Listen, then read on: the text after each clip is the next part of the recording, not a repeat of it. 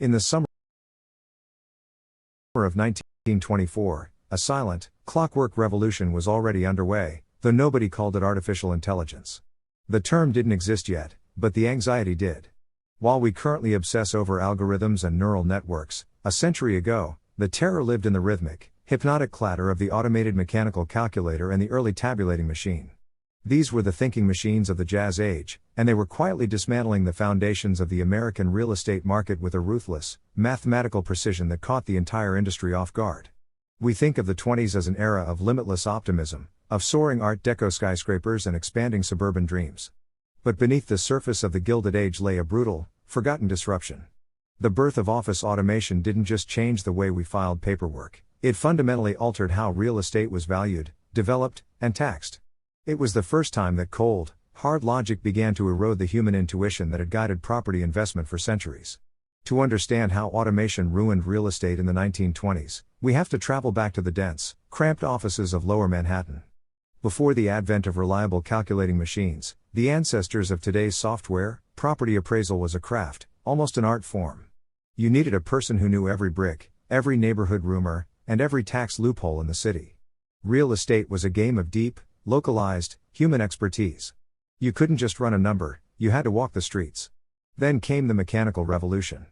Companies like Burroughs and Hollerith introduced machines that could process tax assessments, valuation ratios, and mortgage interest tables at speeds that human clerks could never match. Suddenly, the local assessor didn't need to know the soul of a neighborhood. They had a machine that dictated values based on rigid, standardized datasets. This was the birth of algorithmic bias, 100 years before we had a name for it. The machine, indifferent to the historical character or potential of a property, began to flatten the landscape of real estate. This brought about a massive shift in the mid-1920s, the commodification of urban space. As these machines crunched the numbers, they identified a singular, profitable trend: the high-density, multi-story office block. Why assess a sprawling, historic mansion when a machine could demonstrate that a vertical stack of uniform offices produced exactly 4 times the taxable revenue? The human touch in urban planning evaporated. Cities became grids of inputs and outputs. The thinking machines demanded uniformity.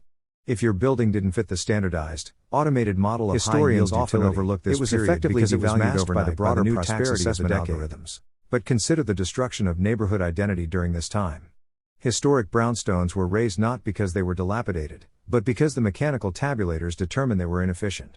The machine said tear it down, and the planners obeyed. This was the first time the real estate market was effectively run by a primitive black box that prioritized statistical yield over civic health. By 1927, the real estate market had become dangerously detached from reality. Because the automated systems created an illusion of total control and predictive certainty, lenders became reckless. They believed the machines. They believed that these mechanical models of valuation were infallible.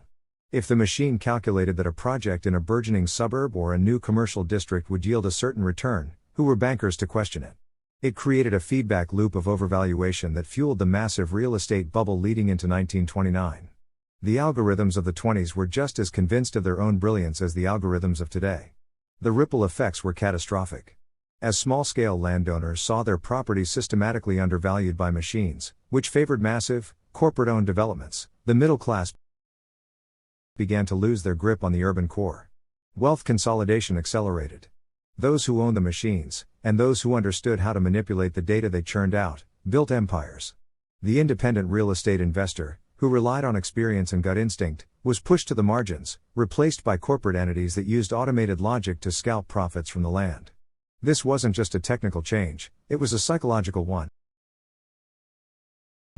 The 20s taught us that when you outsource your decision-making to a system, you lose the ability to see the world as it actually exists. You start to see it only as the system presents it. By the time the stock market crashed in 1929, the real estate market was a hollowed-out shell, propped up by automated valuations that no longer reflected the actual health of the economy. The crash didn't just destroy wealth, it exposed the fragility of a system that had traded human wisdom for the cold efficiency of the tabulating machine. When we look back at the Jazz Age today, we should see more than just flappers and prohibition. We should see a cautionary tale. We should see the moment we first handed the keys of our cities to the machines and discovered, too late, that they didn't know how to build a home, they only knew how to build a spreadsheet. The 1920s AI didn't just ruin the real estate of its time, It set a precedent for how we interact with technology today. It is a cycle cycle we we value seem speed destined to over repeat substance unless and we remember calculation that some over things, community. Like the value of a place, cannot be fully captured by a machine. The buildings we live in, the neighborhoods we cherish, and the cities we love were never meant to be managed by an algorithm. They are living, breathing entities. When we attempt to strip away the human element, we aren't just changing the market, we are changing the very fabric of our civilization. The lessons of the 1920s remain as relevant today as they were a century ago. We must ensure that technology serves our humanity, rather than allowing our humanity to be sidelined by technology. Join us soon for another documentary. Please remember to like the video, share, and subscribe to the channel if you've enjoyed this content. Thank you so much for your support.